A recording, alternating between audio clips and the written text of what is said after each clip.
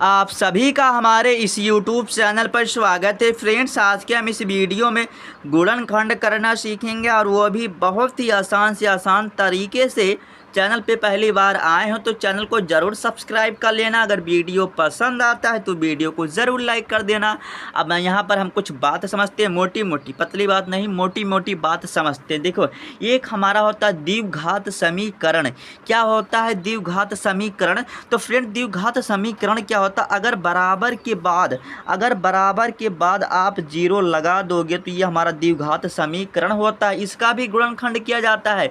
अगर बराबर के बाद जीरो नहीं है तो आपका द्विघात बहुपद कहलाएगा। देखिए फ्रेंड, मैं जो आपको ये बातें बता रहा हूँ, आप अपने क्लासमेट से पूछना, वो शायद ना बता पाए।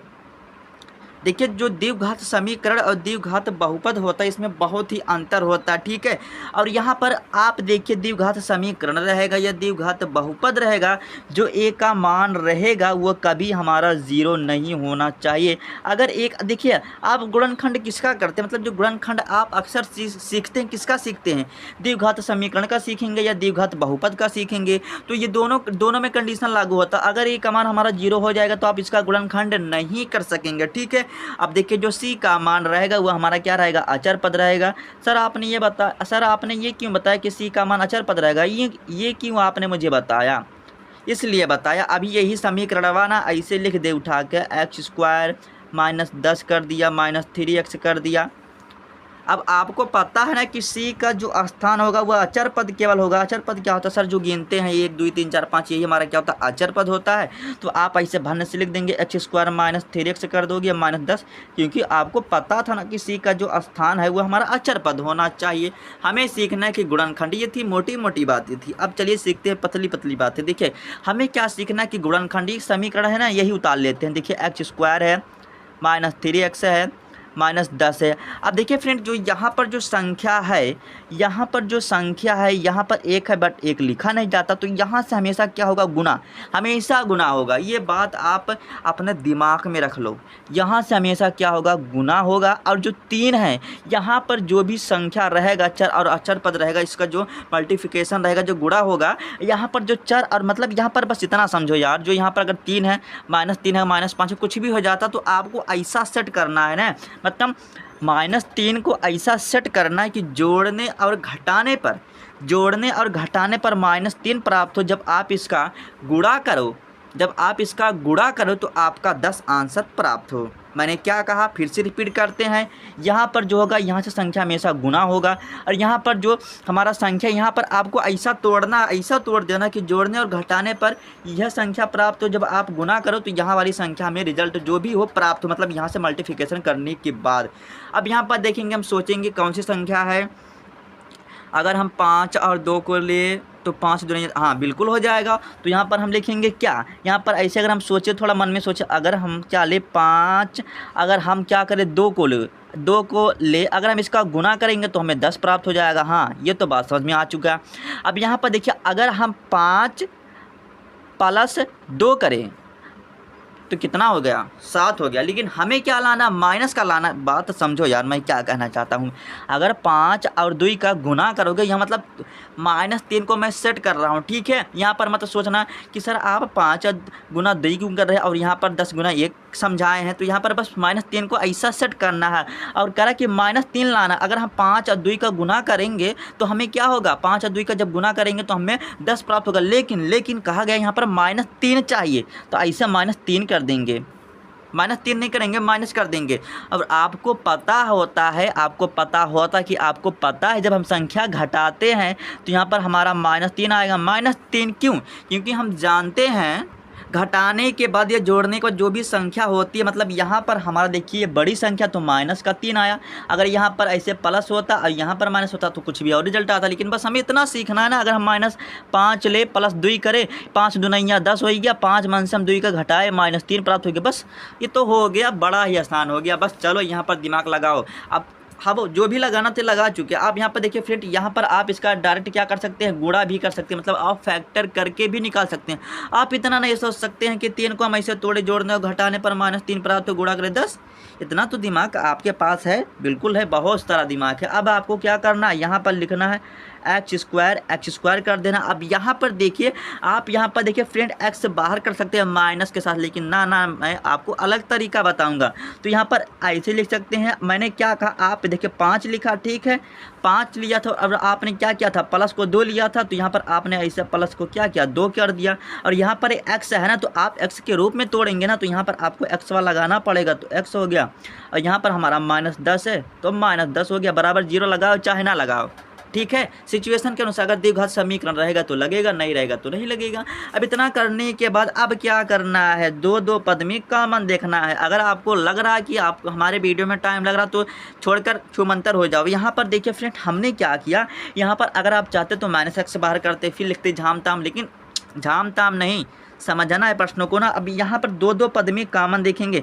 सर कॉमन क्या होता है, कॉमन समझ में नहीं आता। कॉमन कहने का मतलब जो दोनों में हो, ऐसे कॉमन किया तो यहाँ पर देखो 2x है, यहाँ पर 1x है, तो इसमें बताओ कॉमन क्या है, दोनों में कॉमन क्या है, कॉमन क्या है, आप बताओ कॉमन क्या है, मैं नहीं आप बताओ। तो यहाँ पर देखो 1x है, 2x है, अब यहाँ पर कहोगे सर 5x है ये तो बाबू गुणांक में है ना, 5 तो x तो है, लेकिन यहाँ पर देखो हमारा x का मतलब यहाँ पर 2x है, तो यहाँ पर हमारा देखो कॉमन क्या होगा, यहाँ पर देखिए 1 होता बट 1 लिखा नहीं जाता। तो हम क्या करेंगे, यहाँ से देखो हमारा एक x बाहर निकल गया। जब हमने 1x बाहर निकाल लिया और यहाँ से x उठ के आ गया, तो यहाँ पर बचा 1x। फिर यहाँ पर क्या हो जाएगा, हमारा माइनस क्या हो जाएगा, 5 हो जाएगा। देखो यहाँ पर हमारा 2x था, 1x था, 1x बाहर निकल गया। अब फ्रेंड एक बात और जो हम कॉमन करते हैं, हम जो कॉमन करते हैं उसे ब्रैकेट के बाहर लिखते हैं, जो कॉमन करने के बाद जो बच जाता है उसे ब्रैकेट में रखते हैं, ठीक है। अब इतना करने के बाद जो ये संख्या आया है ना, अगर अगले ब्रैकेट में नहीं आया तो आपका आंसर गलत है। अब यहाँ पर देखिए बिना सोचे समझे ऐसा x-5 कर दो, x-5 आपका 100% सही है। इसमें कॉमन क्या है, इसमें देखिए 2 के पहाड़े में हमारा 2 तो आता ही है, 10 के पहाड़े में 2 आता है, बिल्कुल आता है। तो इसमें कॉमन क्या हो जाएगा, 2 कॉमन हो जाएगा। तो यहाँ पर हमारा क्या हो गया, 2 कॉमन हो गया। प्लस का प्लस लिखोगे, नहीं लिखोगे या लिखोगी, ठीक है। तो यहाँ से x प्लस क्या हो जाएगा, 2 हो जाएगा।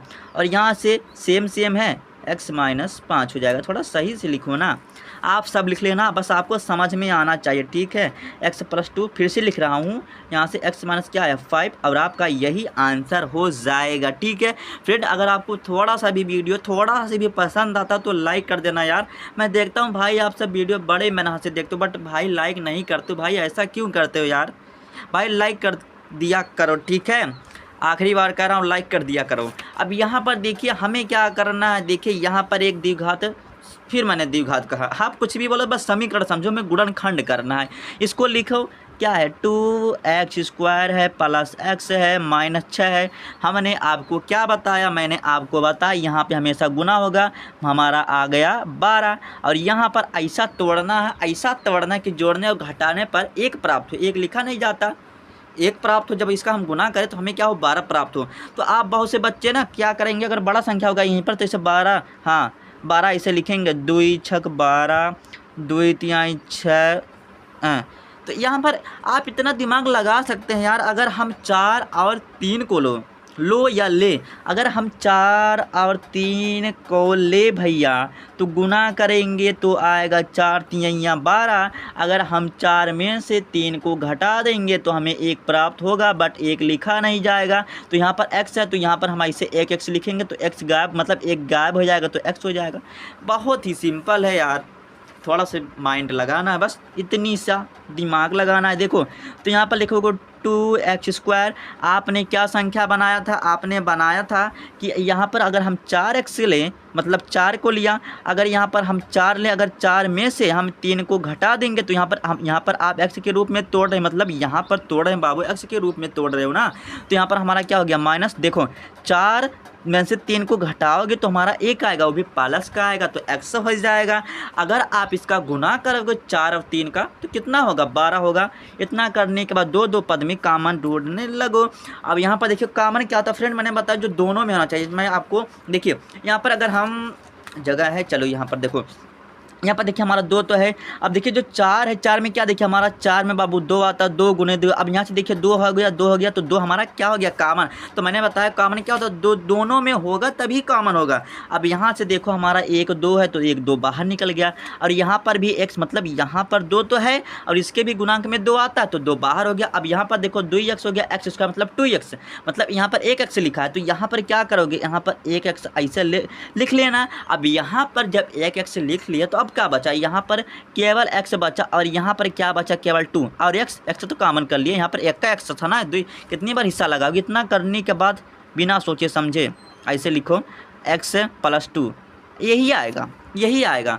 अब इतना करने के बाद यहाँ से आपको कॉमन ढूंढना है। तो 3 के पहाड़े में हमारा 3 तो आता ही, अब 6 के पहाड़े में भी 3 आता है तो -3 हो जाएगा क्योंकि यहाँ पर हमारा माइनस क्या है, 3 है। ठीक है, अब इतना करने के बाद देखो 2x हो गया, अब -3 हमारा एक ब्रैकेटवा में हो गया। अब यहाँ पर ये हमारा x + 2 समान है तो x + 2 हो गया। बस यही हमारा आंसर हो गया। तो फ्रेंड्स मैं उम्मीद करता हूँ कि वीडियो आपको ज़रूर पसंद आया होगा। पसंद आया तो लाइक कर देना, अगर चैनल पे नया है तो चैनल को ज़रूर सब्सक्राइब कर देना। फ्रेंड अगर आपको वीडियो थोड़ा से भी पसंद आता तो कमेंट करके बता दिया करो कैसा हाल चाल है। ठीक है, जो भी है